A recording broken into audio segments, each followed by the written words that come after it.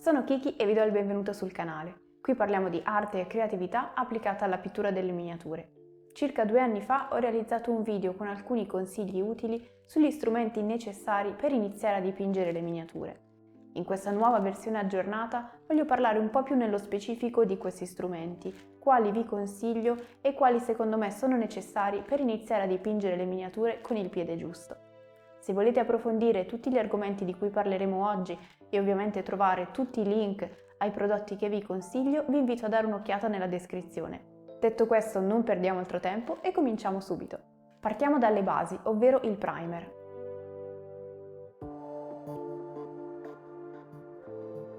Il primer è essenziale per rendere le nostre miniature delle vere e proprie tele bianche sulle quali dipingere. Andrà applicato sulle miniature solo una volta che saranno state rifinite dai difetti di stampa, siano essi linee di fusione, residui di sprue o segni lasciati dai supporti nel caso delle miniature stampate in resina. Le miniature andranno poi lavate e sgrassate, così da eliminare qualsiasi residuo oleoso che potrebbe rendere difficile l'applicazione del primer e dei colori. Una volta che saranno asciutte, potremo quindi stendere il primer. Iniziare con quella bomboletta è un po' il battesimo del fuoco per tutti e il passaggio ad aerografo è uno step che io ritengo indispensabile ad un certo punto se si vuole fare un salto di qualità, ma non è certo una soluzione alla quale si pensa quando si muovono i primi passi nella pittura delle miniature. Esiste però una soluzione intermedia altrettanto pratica e utile, ovvero il primer a pennello. È un'operazione sicuramente meno veloce che la stesura spray, ma che porta diversi vantaggi. Primo fra tutti, rispetto al primer a bomboletta, può essere steso ovunque, a qualsiasi temperatura e non solo all'aperto, come invece succede per la bomboletta.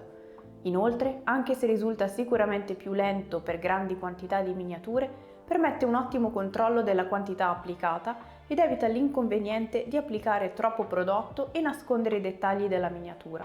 Il prodotto che vi consiglio per applicare il primer a pennello è sicuramente il Molotow One for All. Li ho cominciati ad usare ormai circa un anno fa e sono entrati di diritto tra i miei prodotti preferiti. Non nascono come primer, ma la realtà è che funzionano perfettamente come primer. Si trovano nel formato piccolo da 30 ml oppure quello grande.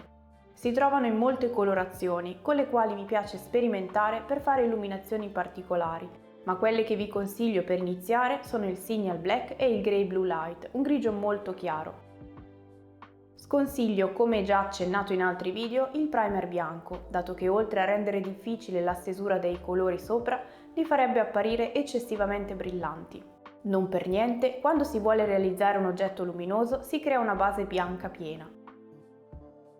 La comodità di usare questo prodotto, piuttosto che altri primer, è che è già pronto all'uso, ovvero non avrà bisogno di essere diluito con qualche goccia di thinner, che sarebbe un ulteriore prodotto da acquistare a parte. Nota importantissima: per applicarlo consiglio assolutamente pennelli sintetici o di seconda scelta, dato che è piuttosto persistente nelle setole. Ed è proprio di pennelli che parliamo adesso.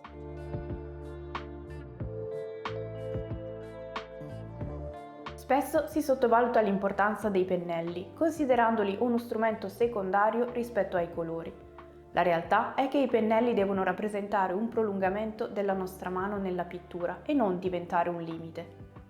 Per questo il mio consiglio è quello di scegliere sempre pennelli in setola Kolinsky per la pittura, ad eccezione di alcuni casi di cui parliamo fra poco. Fra le diverse marche che ho utilizzato finora, il miglior rapporto qualità-prezzo l'ho trovato nei pennelli Rubloff, nello specifico la serie 11, in setola naturale Kolinsky.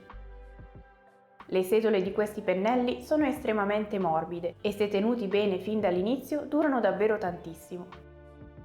Dato che la manutenzione dei pennelli è sempre un argomento problematico, qui sotto in descrizione trovi anche il video che avevo realizzato tempo fa a riguardo, incentrato su piccoli accorgimenti e consigli per trattare i pennelli con il rispetto che meritano. Ovviamente la morbidezza di queste setole si presta bene alle sfumature e ai lavori più fini. Il set che comprende anche le misure più grandi purtroppo è al momento esaurito e nella speranza che torni presto disponibile vi consiglio di dare un'occhiata a quello da 5 pennelli, che con un ottimo rapporto qualità-prezzo fornisce misure ben variegate e che andrebbe in caso integrato solo con un pennello grande come il 2,5 o il 3. Per quanto riguarda invece la stesura del primer di cui abbiamo parlato prima, piuttosto che gli shade metallizzati o il protettivo, consiglio pennelli meno pregiati, in setola sintetica, che sarebbero limitanti nelle fasi di pittura più delicate, ma che qui svolgono al meglio la loro funzione. Stesso discorso vale per le tecniche molto usuranti come il dry brush, nelle quali il pennello si strofina letteralmente sulla miniatura, e per la quale si utilizzano pennelli morbidi ma da make-up, a punta tonda oppure piatti. Anche se sei all'inizio, il mio consiglio è quello di utilizzare prodotti che quantomeno non ci mettano in difficoltà con la loro scarsa qualità e di investire in qualcosa piuttosto che in qualcos'altro, capendone l'utilizzo. Se ad esempio so che i pennelli da dry brush sono soggetti ad una grande usura, eviterò di spendere grandi somme per questa tipologia di pennelli, investendo magari invece in pochi pennelli buoni, di qualità, che sicuramente mi potranno aiutare durante le fasi più delicate della pittura. Probabilmente staremo già lottando col senso di frustrazione perché non vedremo i risultati sperati fin dall'inizio, quindi è meglio evitare di prendere strumenti che ci remano contro. Ma ora passiamo al cuore pulsante della pittura, ovvero i colori.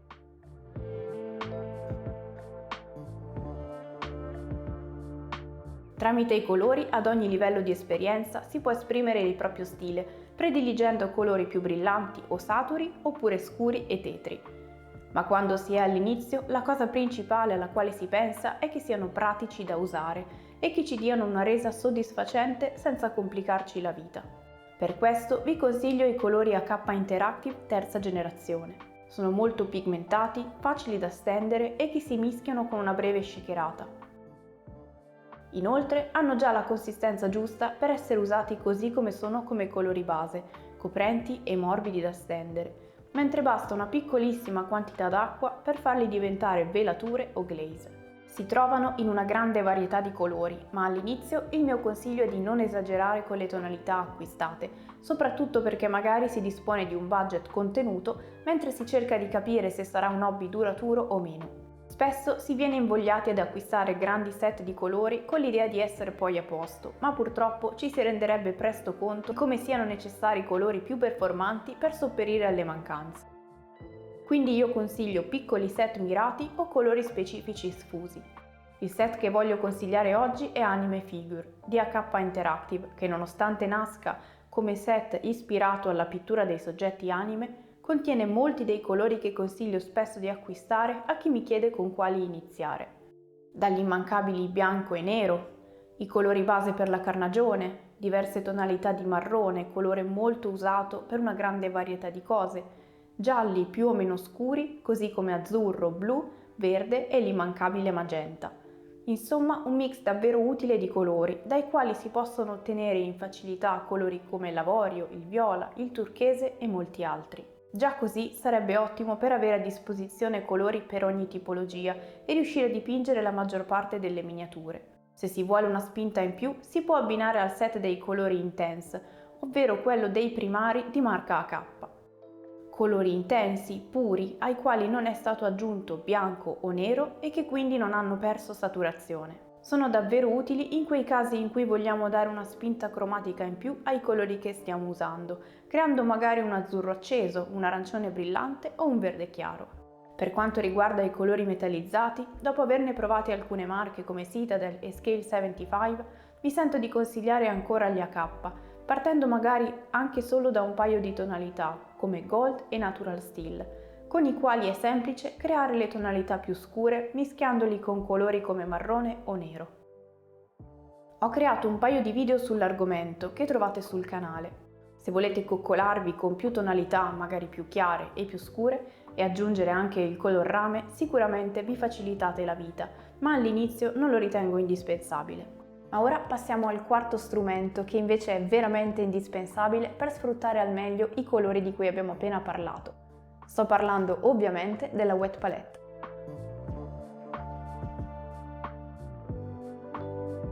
La Wet Palette è uno strumento indispensabile nella pittura delle miniature. La sua funzione è quella di mantenere i colori umidi durante le sessioni di pittura e quelle immediatamente successive. Inoltre ci faciliterà nelle sfumature, dato che potremo creare le tonalità necessarie con grande facilità, accostandole e mantenendole umide, così da permetterci di concentrarci solo sulla pittura. In commercio se ne trovano di molte marche ed è possibile anche farsene una fai da te. Tuttavia io non consiglio questa soluzione perché i materiali che si utilizzano per farla in casa, come la carta forno, non permettono di prendere dimestichezza con le consistenze dei colori. A questo proposito mi sento di consigliare ancora, a distanza di tempo, la Wet Palette classica, che di recente ha cambiato colore, di Redgrass Games. Nello specifico parlo della versione piccola, che si adatta anche agli spazi di lavoro più piccoli. Come molti di voi sapranno, di recente è uscita anche la Everlasting Wet Palette 2, ovvero una versione con membrane lavabili al posto del classico foglio. Anche se nella mia pittura quotidiana le uso entrambe, scegliendo una o l'altra tipologia di foglio in base al tipo di lavoro e tecnica che voglio utilizzare, per iniziare consiglio ancora quella classica.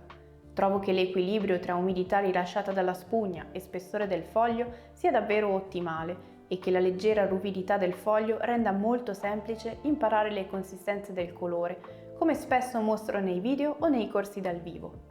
Come accennato all'inizio, trovate tutti i link dei prodotti consigliati qui sotto in descrizione, insieme ai video specifici che ho realizzato per ognuno di questi argomenti. Ma ora passiamo al quinto e ultimo strumento che vi consiglierò in questo video, che solitamente è anche l'ultima fase della pittura.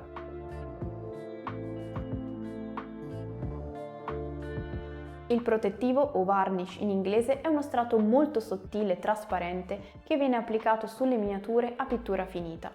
Può essere lucido, satinato o opaco, che è la finitura che in generale vi consiglio più di qualunque altra. Quest'ultima permette di evitare l'effetto giocattolo che altrimenti assumerebbe una miniatura completamente ricoperta di varnish lucido.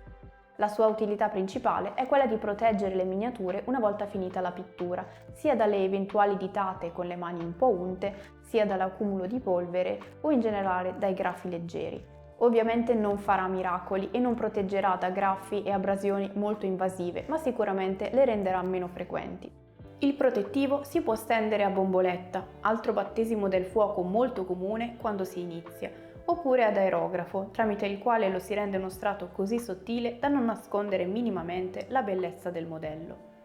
Nel primo caso, la bomboletta, dobbiamo considerare che richiede davvero alcune attenzioni per evitare di ritrovare il modello ricoperto da polverina, ma resta comunque un'alternativa valida per chi ha grandi quantità di miniature da finire in velocità. Anche qui vale la regola del primer e la terza alternativa diventa la stesura a pennello, indubbiamente meno rapida di quella spray, ma con diversi vantaggi. Primo fra tutti anche qui il controllo sulla quantità del prodotto. Stendere a pennello il varnish ci permette di decidere anche la tipologia di protettivo che vogliamo applicare. Nel 99% dei casi vi consiglio ovviamente quello opaco, ma può essere che sui metalli si voglia invece optare per quello lucido. Il protettivo che nello specifico vi consiglio è questo Ultra Matte di Scale 75, già pronto all'uso come nel caso del primer, utilizzabile sia ad aerografo che a pennello. Come avrete notato, i grandi assenti di questo video sono sicuramente gli shade, strumenti che tempo fa vi avrei sicuramente consigliato e che ho utilizzato tantissimo anch'io nella mia pittura. E tuttora in alcune specifiche occasioni li utilizzo, ma con il tempo ho capito che non sono necessari per ottenere una pittura d'impatto e che se già dall'inizio si impara a dipingere senza usarli, si risparmiano soldi e tempo nel ripulire l'effetto sporco che lasciano sul modello. I casi in cui vi consiglierei di acquistarne un paio, magari un classico marrone e il nero, sono per creare un effetto vissuto sui metalli, oppure per le basette o ancora per le parti più texturizzate delle miniature. Ma in altre ritengo che il processo di ripulitura successivo, per rimettere in luce i colori che si sono spenti per via dello shade, sia davvero macchinoso e poco pratico. Di conseguenza mancano all'appello anche colori di pittura veloce, come i contrast e simili. Non ritengo che siano prodotti non validi, anzi, in alcune occasioni possono essere ottimi, dato che sono una versione 2.0 degli shade, e anche ad aerografo, data la consistenza leggera, possono essere un'alternativa agli inchiostri. Ma secondo me sceglierle di utilizzarli consapevolmente per i loro vantaggi una volta che si sono imparate le basi della pittura è molto più utile rispetto che utilizzarli come unico metodo di pittura. Ma ovviamente questa resta una mia opinione. Sono curiosa però di sapere cosa ne pensate voi e vorrei leggerlo qui sotto nei commenti. Spero davvero che questo video riassuntivo con alcune indicazioni su come orientarsi tra i tanti prodotti disponibili vi sia stato utile. Se avete domande a riguardo vi invito a farle qui sotto e sarò lieta di rispondere. Io come sempre vi ringrazio di aver visto il video fino alla fine, vi do appuntamento al prossimo e fino ad allora siate creativi!